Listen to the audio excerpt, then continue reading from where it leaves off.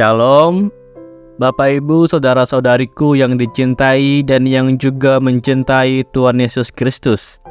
Salam damai sejahtera bagi para sahabat pendengar podcast Berita Selamat Jadi Dumah GKE. Perkenalkan, saya Pikaris Yopia Prianto, melayani di Resort Samalantan, akan memimpin kita dalam perenungan firman Tuhan. Hari ini, firman Tuhan yang akan sama-sama kita pikirkan dan renungkan bersama diambil dari kitab Matius pasalnya yang ke-22 ayatnya yang pertama sampai yang ke-14, yang merupakan salah satu pengajaran Tuhan Yesus tentang kerajaan sorga menggunakan metode perumpamaan. Di sini saya hanya akan membacakan ayatnya yang ke-14 untuk kita semua. Beginilah bunyi firman Tuhan. Sebab banyak yang dipanggil, tetapi sedikit yang dipilih. Bapak Ibu sekalian yang diberkati oleh Tuhan Yesus Kristus, secara utuh perikop ini menceritakan bagaimana Tuhan Yesus sedang mengajarkan tentang kerajaan sorga menggunakan metode perumpamaan. Perumpamaan artinya membandingkan. Karena pengajaran ini dalam bentuk perumpamaan, maka memahaminya secara harfiah tidak memadai. Salah satu pegangan untuk kita dalam memahami perumpamaan Yesus ialah muatan dan tema utamanya selalu berbicara tentang kerajaan sorga. Perumpamaan Tuhan Yesus selalu berpusat tentang kerajaan sorga. Kalimat yang sering dipakai Tuhan ialah hal kerajaan sorga seumpama. Ketika mengajarkan tentang kerajaan sorga, selalu Tuhan Yesus memulai dengan kalimat hal kerajaan sorga seumpama.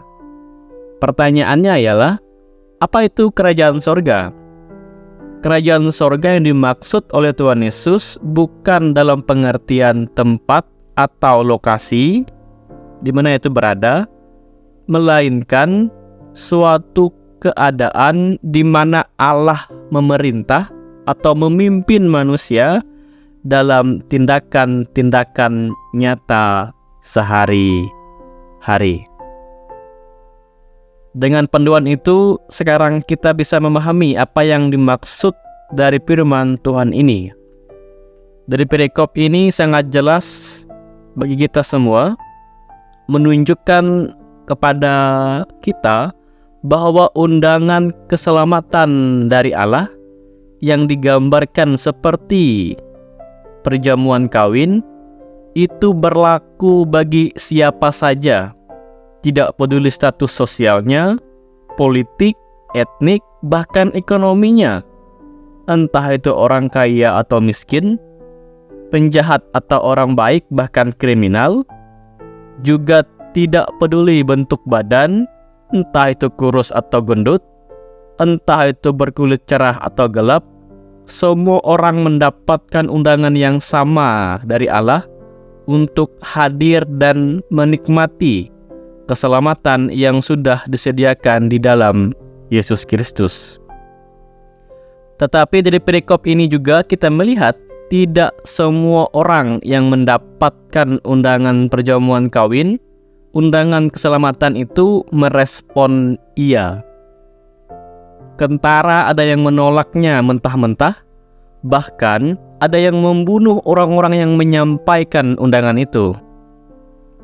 Dari realita itu, maka kalimat Tuhan Yesus yang menyatakan bahwa sebab banyak yang dipanggil, tetapi sedikit yang dipilih, bisa kita pahami.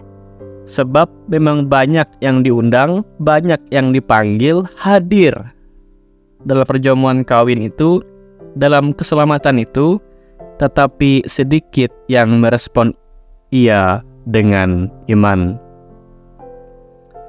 Bapak, Ibu, Saudara-saudariku, para sahabat semua, jika saat ini Anda mendengarkan ini, bagaimana responmu terhadap undangan Allah untuk turut ikut dan hidup dalam keselamatan yang sudah Allah sediakan di dalam Yesus Kristus? Apakah menyambutnya dengan iman dan rasa syukur, serta menghidupinya dengan sungguh-sungguh?